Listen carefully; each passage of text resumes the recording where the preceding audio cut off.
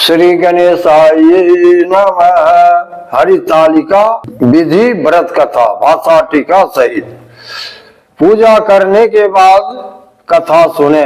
सूत जी कहते हैं कि मंदार की माला से जिन पार्वती जी का केश पास अलंकृत है और मुंडों की माला से जिन शिव जी की जटा अलंकृत है, जो पार्वती जी दिव्य वस्त्र धारण की है और जो शिव जी दिगंबर नंगे है, ऐसी श्री पार्वती जी तथा शिव जी को प्रणाम करता हूँ। रमणी कैलाश पर्वत के शिखर पर बैठी हुई श्री पार्वती जी कहती हैं, हे महेश्वर, हमें कोई गुप्त व्रत या पूजन बताइए जो सब धर्मों में सरल हो, जिसमें परिश्रम भी कम करना पड़े लेकिन फल अधिक मिले। हे नाथ, आप मुझ पर प्रसन्न हो तो यह विधान बनाइए। प्रभु किस सब व्रत या दान से आदि मध्य और अंत रहित आप जैसे महाप्रभु हम की प्राप्त हुए हैं। शिव जी कहते हैं, हे देवी सुनो, मैं तुमको एक व्रत जो मेरा सर्वस्व और छिपाने योग्य है लेकिन तुम्हारे प्रेम से वशीभूत होकर मैं तुम्हें बतलाता हूँ। जैसे नक्षत्रों में चंद्रमा, ग्रहों में सूर्य, वर्णों में ब्राह्मण, देवताओं में विष्णु भगवान, नदियों में गंगा, पुराणों में महाभारत, वेदों में सामवेद और इंद्रियों में मन श्रेष्ठ है। सब पुराण और वेदों का सर्वस्व जिस तरह कहा गया है, मैं तुम्हें एक प्राचीन व्रत बतलाता हूँ। एकाग्र मन से सुने। जिस व्रत के प्रभाव से तुमने मेरा आधा आसन प्राप्त किया है, यह मैं तुमको बतलाऊंगा, क्योंकि तुम मेरी प्रेयसी हो। भाद्रपद मास में हस्त नक्षत्र से युक्त शुक्ल तृतीया तिथि को उसका अनुष्ठान मास करने से यह स्त्रियां सब पापों से मुक्त हो जाती है। हे देवी, तुमने आज से बहुत दिनों पहले हिमालय पर्वत पर इस व्रत को किया था। यह वृत्तांत मैं तुमसे कहूंगा। पार्वती जी ने पूछा, हे प्रभु, मैंने क्यों यह व्रत किया था, यह सब आपके मुख से सुनना चाहती हूँ। शिव जी कहते हैं कि भारतवर्ष के उत्तर की ओर एक बड़ा रमणीक और पर्वत में श्रेष्ठ हिमवान नामक पर्वत है। उसके आसपास तरह तरह की भूमियां है, तरह तरह के वृक्ष उस पर लगे हुए हैं। नाना प्रकार के पक्षी और अनेक प्रकार के पशु उस पर निवास करते हैं।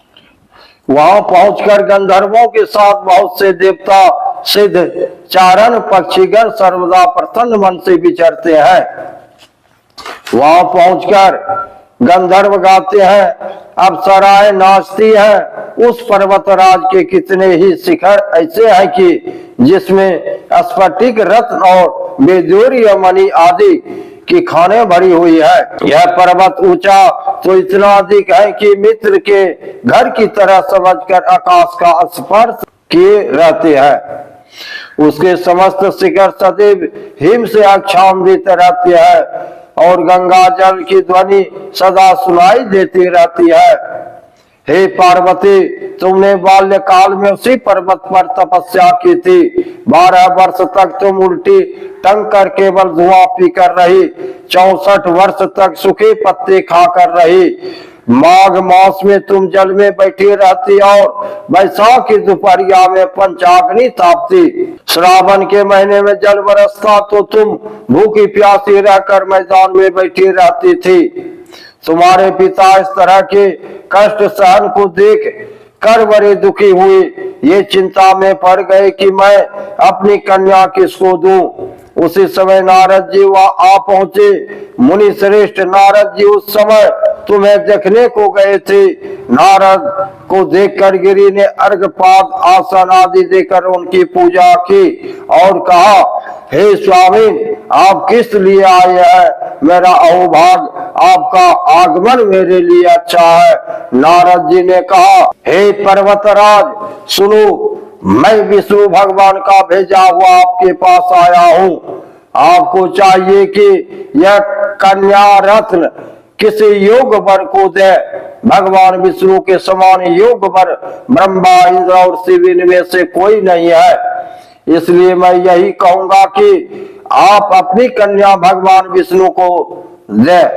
हिमवान ने कहा, भगवान विष्णु स्वयं मेरी कन्या ले रहे हैं और आप यह संदेश लेकर आए हैं और मैं उन्हें अपनी कन्या दूंगा।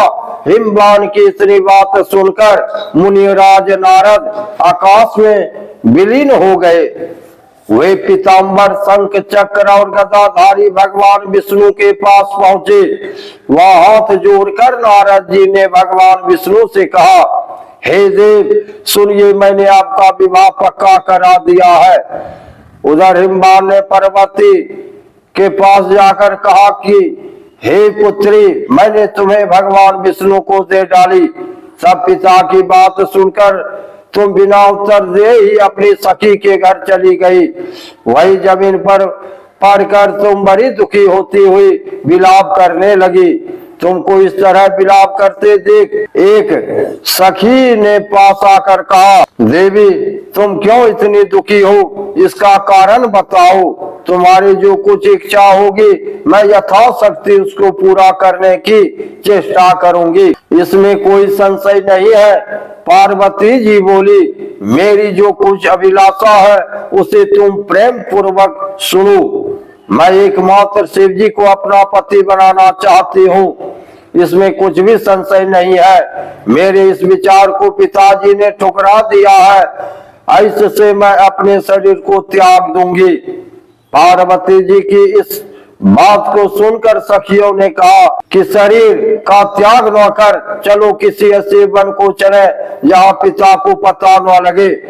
ऐसी तरह सलाह कर तुम वैसे वन में जा पहुंची। उधर तुम्हारे पिता घर घर तुम्हें खोजने लगे।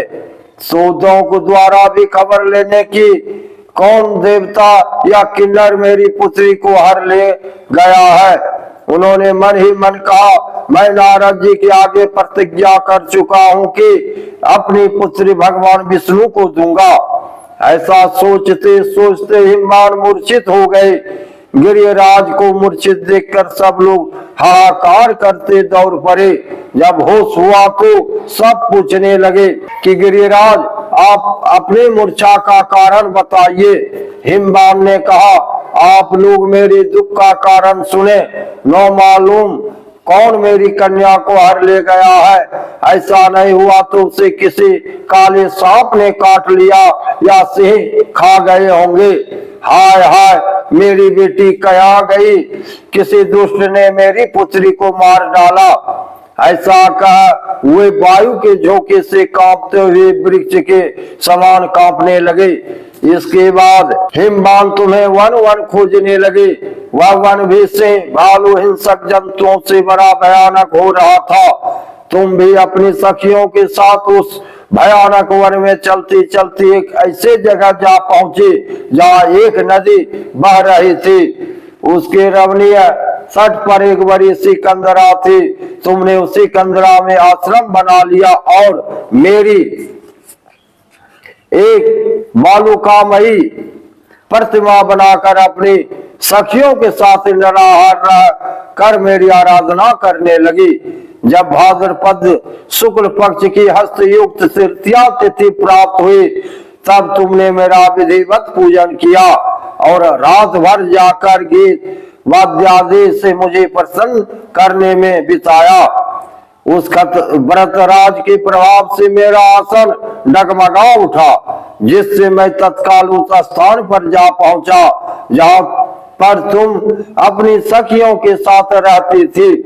वहां पहुंचकर मैंने तुमसे कहा कि मैं तुम पर प्रसन्न हूँ, बोलो क्या चाहती हो? तुमने कहा, मेरे देवता यदि आप मेरे ऊपर प्रसन्न है तो मेरे पति बने। मेरी तथास्तु कहकर कैलाश पर्वत पर वापस आने पर तुमने वह प्रतिमा नदी में प्रवाहित कर दी और सखियों के साथ उस महाव्रत का पारण किया। हिमवान भी तब तक उस वन में तुम्हें खोजते आ पहुंचे। चारों दिशा में तुम्हारी खोज करते करते ये व्याकुल हो चुके थे, इसलिए तुम्हारे आश्रम के समीप पहुंचते ही गिर पड़े।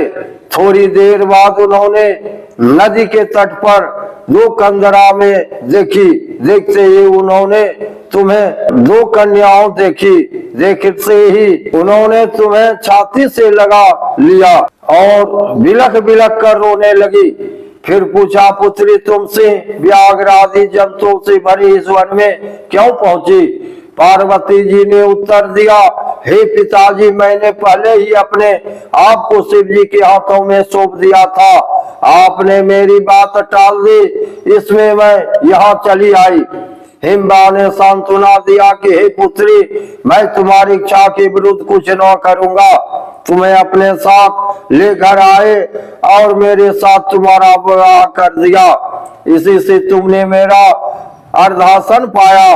तब से आज तक किसी के सामने मुझे यह पर्वत व्रत प्रकट करने का अवसर नहीं प्राप्त हुआ।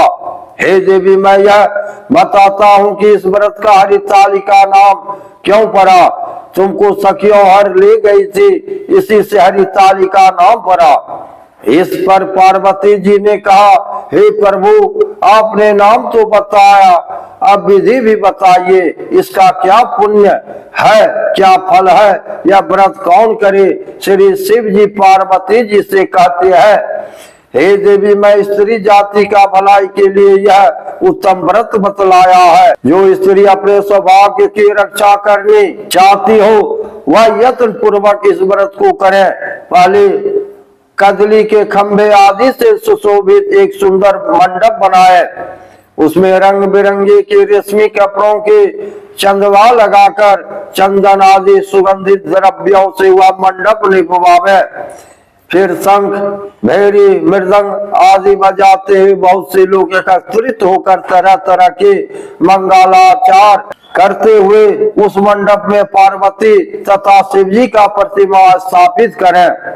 उस रोज दिन भर उपवास कर बहुत से सुगंधित फूल, गंध और मनोहर धूप, नाना प्रकार के नैवेद्य आदि एकत्र कर मेरी पूजा करें और रात भर जागरण करें। ऊपर जो वस्तु गिनाई गए उनके अतिरिक्त नारियल, सुपारी, जमीरी, नींबू, लौंग, अनार, नारंगी आदि जो जो फल प्राप्त हो सके उन्हें इकट्ठा कर लें। उस ऋतु में जो फल तथा मुगल मिल सके विशेष करके रखे।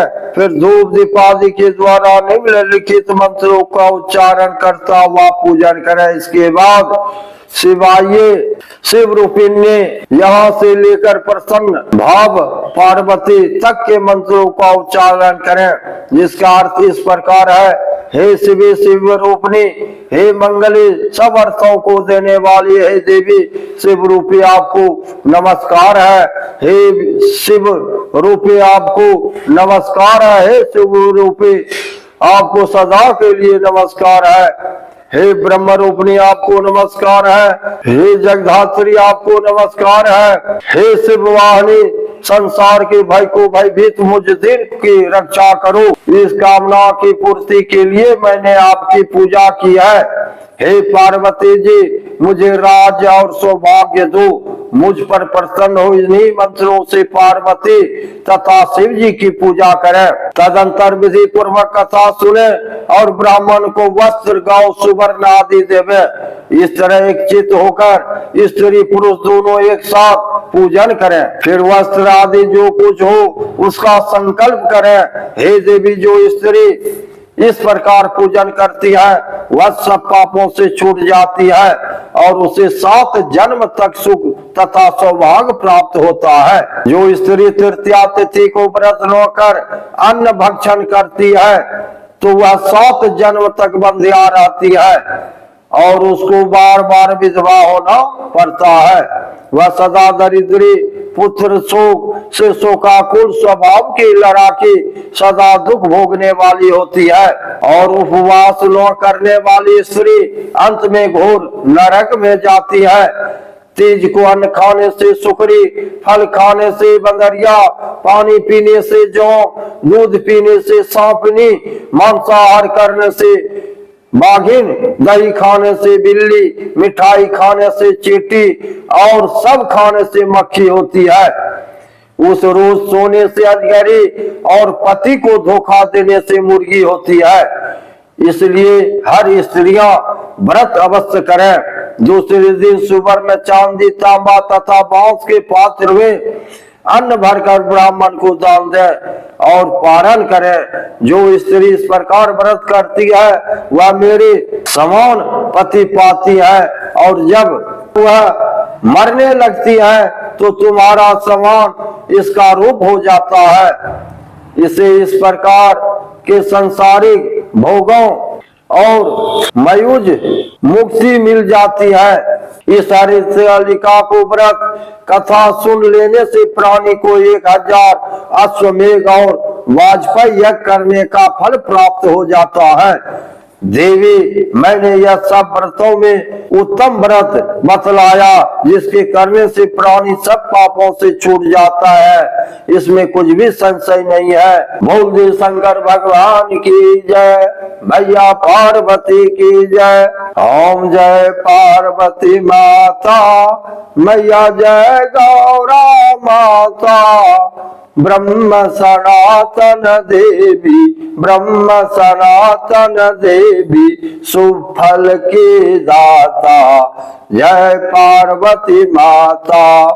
अरिकुल कटक नाशनी, जय सेवक त्राता, मैया जय सेवक त्राता। जग जननी जगदम्बा, जग जननी जगदम्बा, हरि हर गुण गाता, जय पार्वती माता। से को वाहन साजे, कुंडल है साथा, मैया कुंडल है साथा।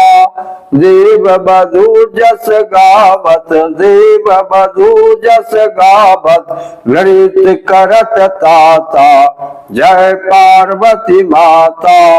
सतयुग रूपशील अति सुंदर, नाम सती कहलाता, मैया नाम सती कहलाता।